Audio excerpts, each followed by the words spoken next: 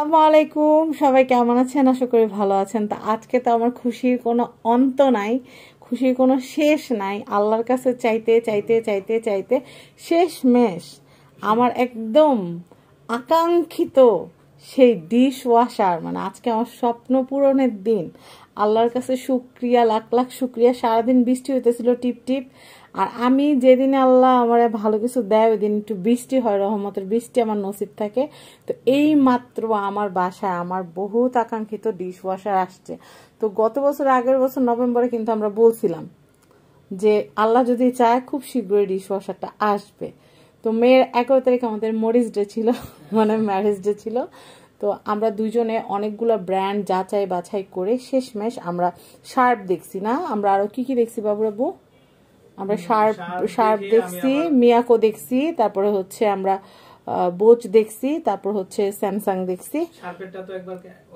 Order করেও আবার টাকা ব্যাক নিয়ে নিছি। 30,000 টাকা আমরা পে করে ফেলছিলাম।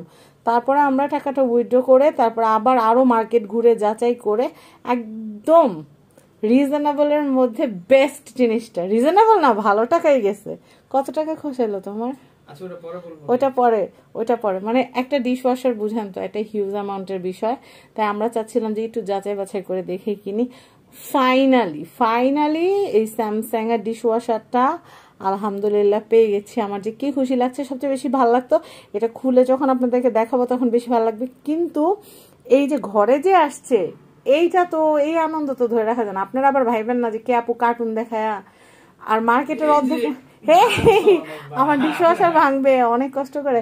এটা কিন্তু মানে মেয়ের 11 তারিখ যেহেতু আমাদের ম্যারেজ ডে, মেয়ের 11 তারিখে আমার বাসায় আসার কথা, বাট যেহেতু আমাদের যাচাই বাছাই একটা প্রসেসিং ছিল তাই একটু দেরি হয়েছে। মানহার বাবু বলছে যে টাকা তো তোমার জন্য এটা বরাদ্দ হয়ে গেছে, একটু দেখে শুনে বুঝে আমরা ভালো জিনিসটা নেই। তাই আমরা ভালো ব্র্যান্ডটা পাওয়া যায়, আবার টাকাও কিন্তু সাশ্রয় হয়।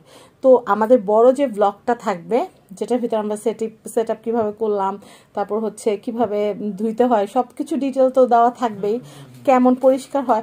অনেকেই বলেন যে গরু গোশতের যে তেল সেগুলো পরিষ্কার হয় না, আসলে দেখা যাক। বাসা পর্যন্ত যেহেতু আসছি ইনশাল্লাহ। আর এটা আমার বিলাসিতা না, এটা আমার খুবই প্রয়োজন। কারণ আমি যখন ঘরে বাইরে কাজ করি বা দেখা যায় যে বাসায় যে কাজ করে আপা, যখন আসতে দেখা যায় আপাদের ছুটি থাকে, দেখা যায় সপ্তাহখানিকের ছুটি থাকে, তখন কিন্তু ওখানে অ্যাড্রেস দেওয়া সেটা দেখানো যাবে না। তো যাই হোক, যেটা বলতেছিলাম যে অনেক সময় কাজের আপা যখন না আসে, হেল্পিং হ্যান্ড যখন না আসে, তখন অনেক ঝামেলা হয়ে যায়। আমার থালা বাসন ধুইতে অনেক মানে ঝামেলা মনে হয়। তো ফাইনালি আমি আমার ডিশ ওয়াশার পেয়েছি আলহামদুলিল্লাহ, সেটা আপনাদের সাথে শেয়ার করার জন্য ভিডিওটা। সবাই ভালো থাকবেন, আসসালামু আলাইকুম।